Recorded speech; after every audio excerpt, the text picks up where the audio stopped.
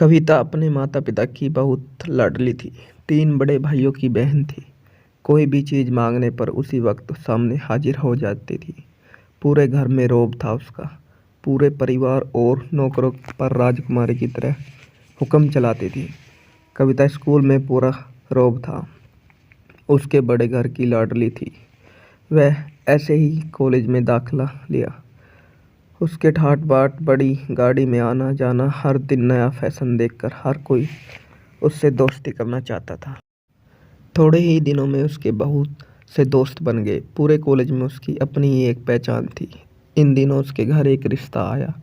खानदानी लोग थे और पापा की पुरानी जान-पहचान थी उनके साथ। कविता के साथ कोई ज़बरदस्ती नहीं थी, पर कविता ने फिर भी हाँ कर दी, क्योंकि वह अपने परिवार से बहुत प्यार करती थी। वह जानती थी कि वह लोग उसका अच्छा ही सोचेंगे। लड़के का नाम राज था। राज काफ़ी पढ़ा लिखा और समझदार लड़का था। ससुराल वाले भी बहुत अच्छे थे। ससुराल में कविता की जगह वैसी ही थी जैसी उसके मायके में हो। कोई भी कार्य कविता की सलाह के बिना नहीं होता था। सबकी लाडली बहू बन गई थी। वह फिर से उसके घर एक बेटे को जन्म हुआ।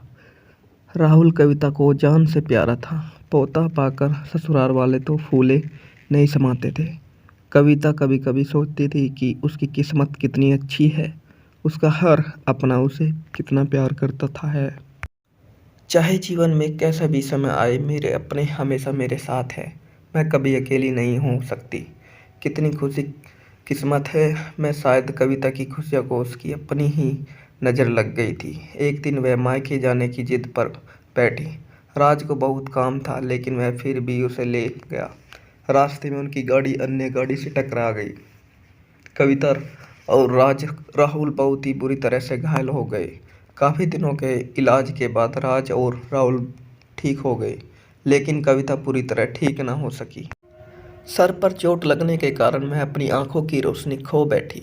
अब कविता की किस्मत जैसे उल्टे पांव चलने लगी। मायके वाले कुछ दिनों तक उसे मिलने आते रहे, फिर कभी कभार फ़ोन भी करके पूछ लेते थे, अब कैसी हो। धीरे धीरे ये सिलसिला भी कम हो गया। ससुराल वालों की सहानुभूति भी कम होने लगी थी। घर में किसी को पास बैठने के लिए कहती तो जवाब मिलता, बहुत काम है, अब तुम ही हाथ नहीं बटा सकती हो। एक दिन उसके हाथ से लगकर एक कीमती फूलदान टूट गया।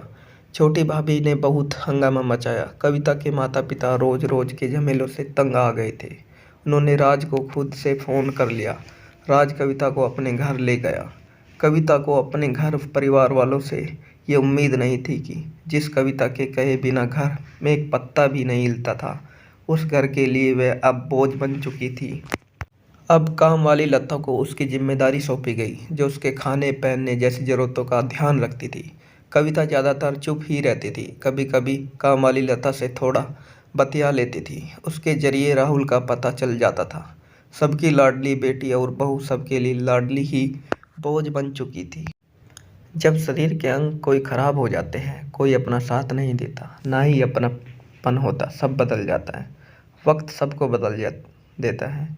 इसलिए हमें कभी घमंड नहीं करना चाहिए। दोस्तों, यह कहानी से तात्पर्य मिलता है कि हमें समय का बहुत ही ध्यान रखना चाहिए। समय बहुत ही कीमती होता है। जो एक बार निकल जाए वह दोबारा नहीं आ सकता, जैसे कविता के साथ होता है। आपने देखा होगा। दोस्तों, कहानी आपको कैसी लगती है नीचे हमें कमेंट कर ज़रूर बताइएगा।